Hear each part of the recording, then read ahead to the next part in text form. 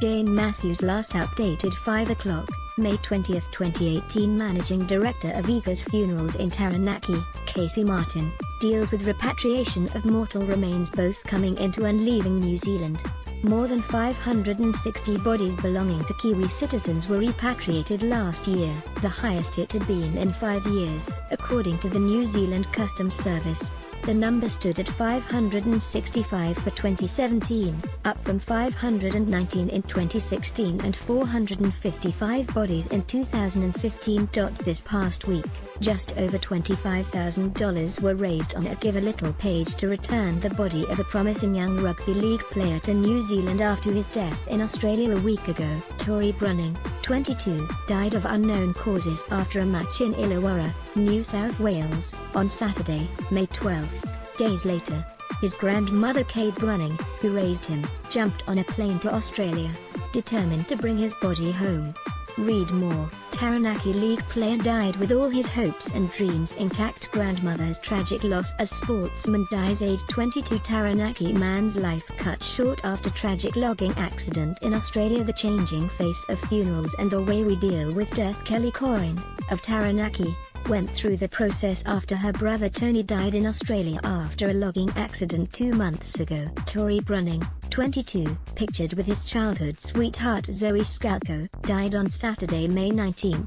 The 43-year-old's life support was turned off on March 18, 3 days after the accident in rural Queensland.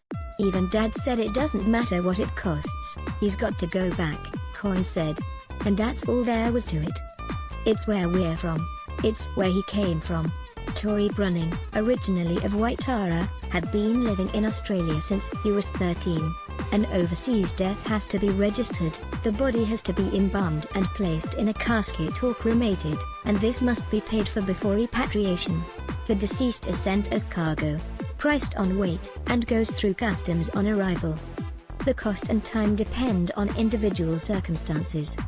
The Coynes spent more than $10,000, and because Tony's death was an accident, and had to go through the police, his body was ready to be flown back 5 days after his death. Originally they said it could be anything between 4 days and 2 weeks. It could even be up to 4 weeks. Kelly Coyne said there was no question about it. They were always going to bring her brother Tony's body home. The body arrived in New Zealand on March 23 and his family took it home the following day.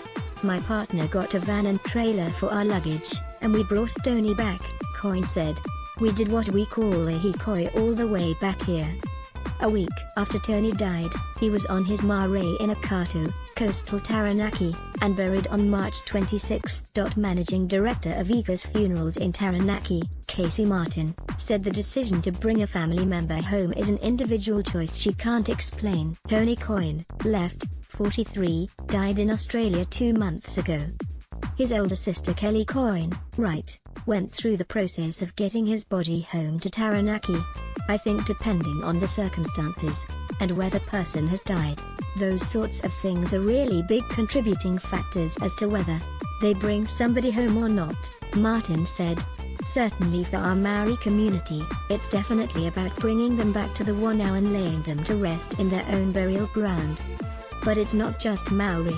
For some families, we definitely hear it just seemed wrong to leave them. Sunday start.